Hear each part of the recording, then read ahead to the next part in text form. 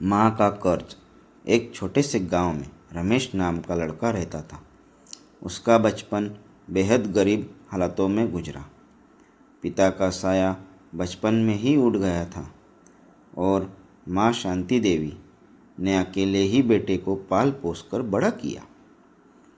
रमेश बचपन से ही पढ़ाई में तेज था, लेकिन हर बार किताबों की कीमत देखकर उसकी माँ की आंखों में चिंता आ जाती। कई बार तो माँ ने खेतों में मजदूरी की, कभी दूसरों के घर काम किया और कभी भूखे पेट सो गई, लेकिन रमेश को कभी पढ़ाई से दूर नहीं होने दिया। धीरे धीरे रमेश बड़ा हुआ और शहर जाकर पढ़ाई करने लगा। माँ ने अपने कान की छोटी सी बाली बेचकर उसका कॉलेज का पहला साल पूरा करवाया। रमेश ने यह सब देखा, लेकिन उसने ठान लिया था कि वह जिंदगी में कुछ बड़ा बनकर माँ का सिर गर्व से ऊंचा करेगा। समय बीता। रमेश ने मेहनत और लगन से पढ़ाई पूरी की। एक बड़ी कंपनी में उसे नौकरी मिल गई। गांव में खबर फैली कि शांति देवी का बेटा अब अफसर बन गया है। माँ के चेहरे पर चमक आ गई, लेकिन उसका दिल अब भी बेटे को देखने को तरस रहा। रमेश शहर में ही रहने लगा। अच्छी नौकरी, सैलरी, बड़ी गाड़ी और आलीशान फ्लैट सब कुछ मिल गया, लेकिन धीरे धीरे उसका ध्यान माँ से कम होने लगा। महीने में एक बार पैसे भेज देता, लेकिन फ़ोन भी मुश्किल से करता। माँ रोज़ बेटे की राह देखती रहती।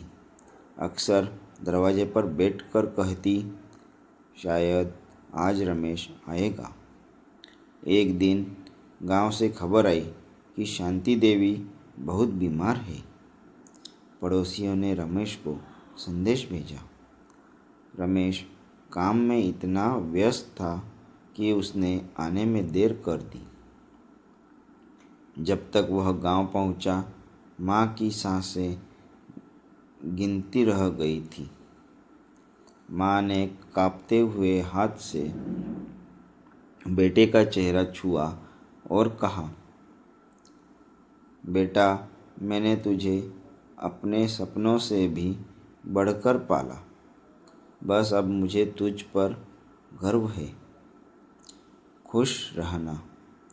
और इतना कहकर माँ ने हमेशा के लिए आंखें बंद कर ली। रमेश माँ के पैर पकड़कर रोने लगा। माँ, मैं तो सिर्फ आपको खुश करना चाहता था, लेकिन आपको ही समय न दे पाया। उस दिन रमेश को एहसास हुआ कि दुनिया की सबसे बड़ी दौलत माँ का प्यार और उसका साथ है। इस कहानी से हमें यह सीख मिलती है कि माँ बाप की सेवा और उनका साथ ही असली धन है। सपनों की दौड़ में